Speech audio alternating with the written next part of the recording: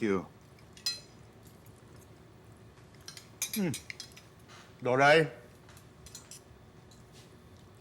Doray, asan na sila Oliver at si Guada? Para makapag-almusal na. Naku sir, kasi... Anong kasi?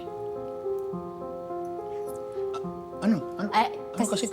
Kasi sir, hindi pa daw po sila nagugutom. Mamaya na daw po sila kakain. Ganun ba? Opo. O, sige, mamaya na lang sila. Tirahan mo na lang ng pagkain na. Sige sir. Sayang, kompleto pa naman sana kami. Rambo, kumusta ang bagong kapitan ng Liwayway? Okay naman po, Sir Mayor. Tsaka nag-a-adjust pa po ako. At pinag-aaralan ko na rin po yung sistema ng barangay. That's good. Take in the good and discard the bad.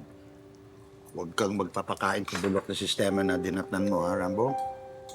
Kabutihan naman po ng nakararami ang kailangan dapat nating isipin. I totally agree. Ang kapakanan ng iba ang dapat priority natin. Sir Mayor, total, para sa ikabubuti ng lahat ang iniisip ko. Magpapaalam na po kami ng pamilya ko sa inyo.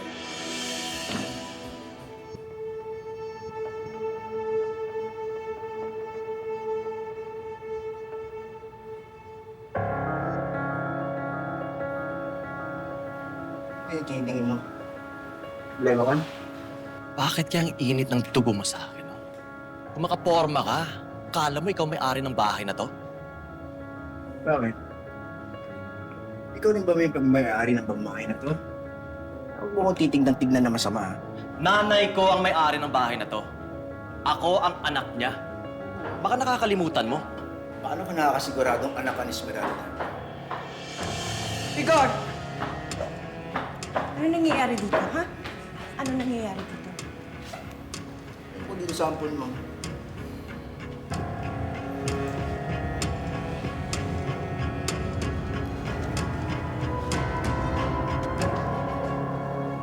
Albert, wag mo pansinin yung sinabi ni Rigor. Hindi niya alam ang sinasabi niya. Galit lang yun. Ma, don't worry. Matagal ko nang alam na ampun ako.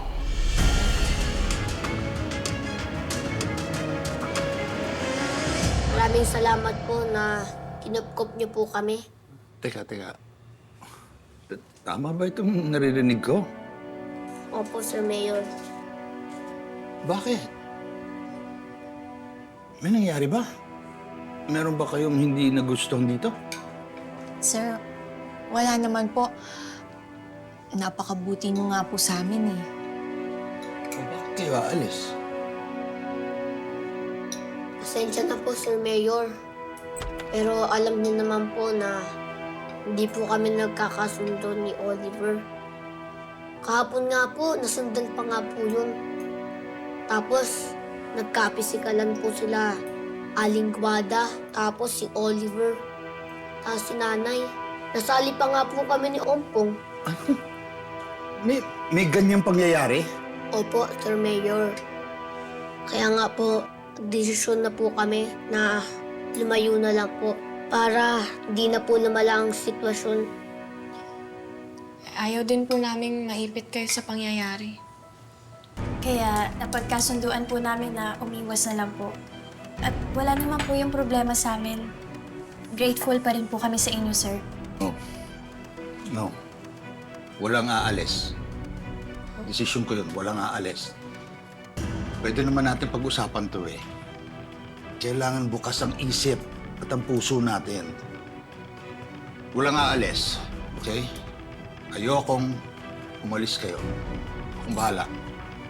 Ayusin ko to.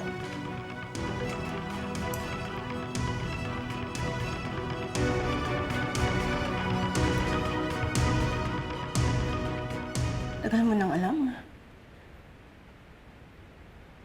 Sino nagsabi sa'yo? Wala. Naririnig ko lang kung kani-kanino. Kinayaya dati. Sa mga kasambahay. Matagal ko na rin nararamdaman. You never asked me about it. Kasi ayokong ma-bother kayo, ma. Ayokong ma-burden kayo at hindi na rin naman kasi issue sa akin eh. Oh, so what? Hindi tayo magkadugo. Pero pamilya pa rin tayo.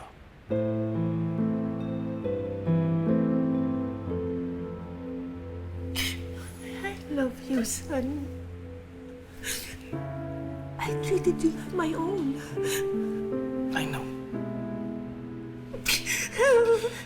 Kaya wala akong pakialam kung ampon ako. I'm just grateful that you took care of me. And you treated me like your own child. Ano pa bang hihiling ko? Susumbatan ko pa ba kayo?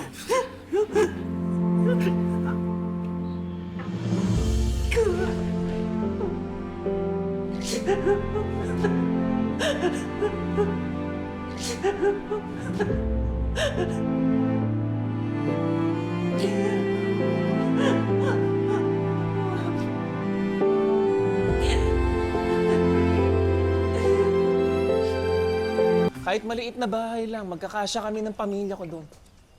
Ha? Konting tiis lang kami muna, ha? Basta makalipat lang kami. Lilipat na kayo? Sige pare, ha? Salamat! Ay, opo sir. Bakit? May problema ba kina Sir Eduardo? Ay, Gregor, hindi mo kailangan sagutin niya kung ayaw mo. Okay. Wala akong problema kay Sir Eduardo.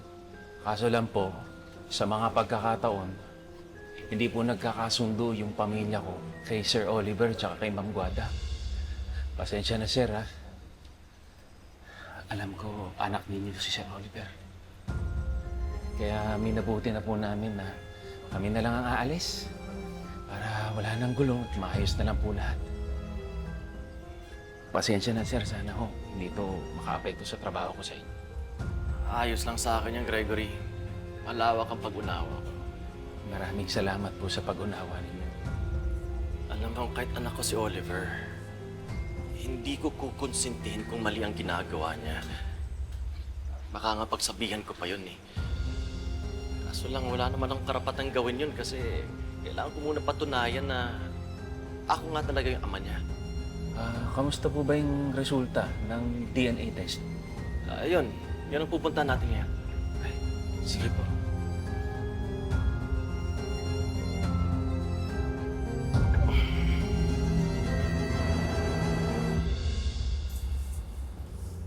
Sir, ito na po ang result ng DNA test. Salamat.